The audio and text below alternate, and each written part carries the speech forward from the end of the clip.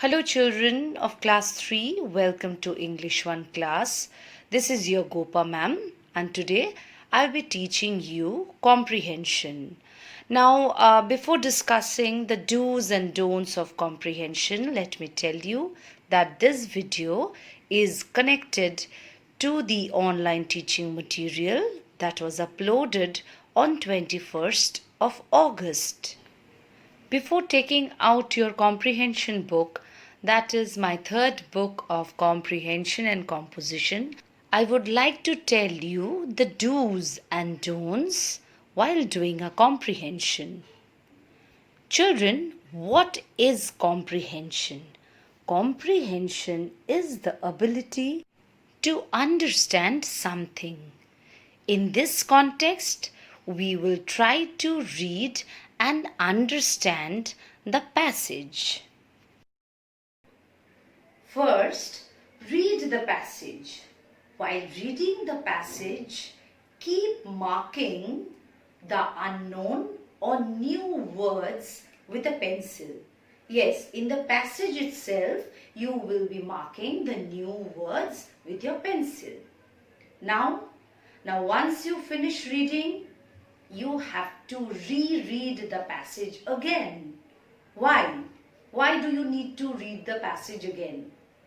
For better understanding. So once you read the passage, you mark the unknown words, read the passage again. Now coming to the most difficult part of the comprehension is understanding the questions properly. Coming to the first question, children, read the question properly. Now try to connect the question to the passage. Once you make the connection, mark the answer with a pencil. In the passage itself, you can mark it with a pencil.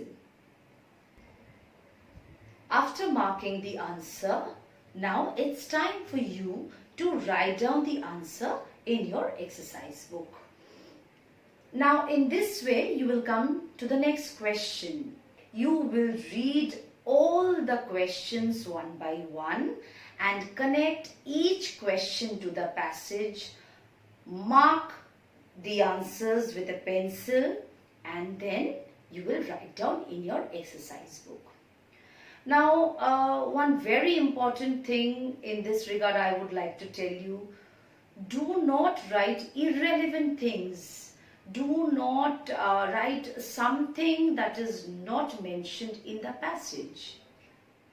Now, another important thing is, if the question is given in past tense, you will write the answer in past tense only. If the question is given in present tense, you will write the answer in present tense. This is very important. Now I have discussed all the important points that you need to know and keep in mind while doing a comprehension. Now take out your comprehension book and open your comprehension book to page number 10. Chapter 3, Heidi and Peter. It was very beautiful in the mountain that morning. The sun shone brightly on the green pastures filled with many blue and yellow flowers that had opened. Heidi was wild with joy and ran from side to side. She picked bunches of flowers until her apron was full of them. Peter had a hard time looking after the herd of goats and keeping an eye on Heidi at the same time. Now children, in the first stanza, we get many new words. Mountain, shone, pastures, wild with joy, bunches, apron, hard time. Let us continue reading. They soon reached the foot of a rocky mountain peak, and Peter lay down on the sunny grass. Tired, he soon fell asleep, and the goats climbed about among the bushes. Heidi sat beside Peter. A light breeze fanned her cheeks, and those big mountains around her made her happy as never before. She looked up at the mountain tops till they all seemed to have faces, and soon they were familiar to her like old friends. Suddenly she heard a loud, sharp scream, and looking up, she saw the largest bird she had ever seen, flying above her. With its wings outstretched, it flew in large circles over Heidi's head. She woke up Peter, and then they both watched the bird breathlessly.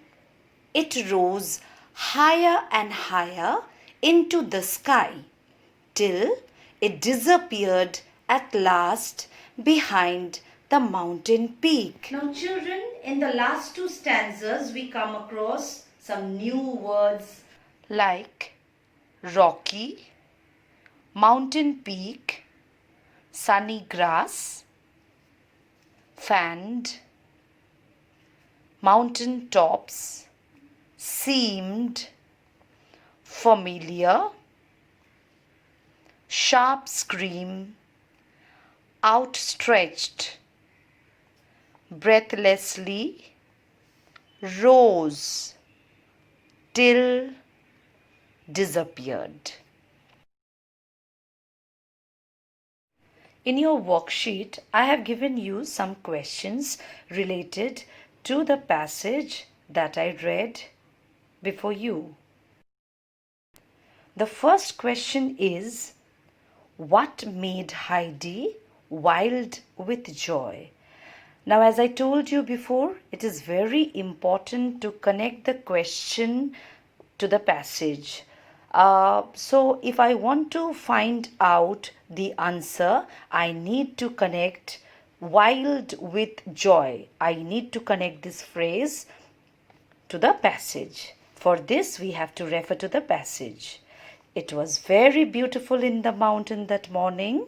The sun shone brightly on the green pastures filled with many blue and yellow flowers that had opened. Heidi was wild with joy. So this answers the first question. What you have to do is mark this part in your book and then write down the answer. Moving on to the next question. Why did Peter fall asleep? Note children, the question is in past tense. So your answer should also be in past tense. This question starts with why, with the word why. So your answer should have because in it. So let's write the answer. Peter fell asleep because he was tired. Note children, I did not write Peter fall asleep. Why? Because the question has did in it. It is in past tense. So when I start writing the answer, I should be using the past form of fall. What is the past form of fall? It's fell. F-E-L-L. So the answer is Peter fell asleep because he was tired. Peter had a hard time looking after the herd of goats and keeping an eye on Heidi at the same time. I have given you another exercise in your worksheet. I have given you a set of sentences. In each sentence, you will find a highlighted word or a group of highlighted words. You have to replace the highlighted word or words with a word from the passage. You have to choose a word in the passage that means the same as the highlighted word. That means you have to choose the word which matches in terms of meaning with the highlighted word. Let me explain you by means of an example. My parents and my aunt sent me bouquets of flowers on my birthday. Here, the word bouquets has been highlighted. Now, what do we have to do? We have to look for a word which is close in terms of meaning with the word bouquets. Children, what is the meaning of bouquet? You already know the meaning of the word bouquet. You have already studied in English 1. It means a bunch of flowers that are packed in a very attractive way. Now let us refer to the passage and read the 4th sentence. She picked bunches of flowers until her apron was full of them. Bunch means a number of things of the same type. That is a group of things of the same type. Now we can replace the word bouquets with the word bunches. So our answer is, I hope you have understood how to do the exercises given in part 2 of your online teaching material. Go through part 1 very carefully, read the passage properly and watch this video for better understanding. Stay safe and meet you in the next class.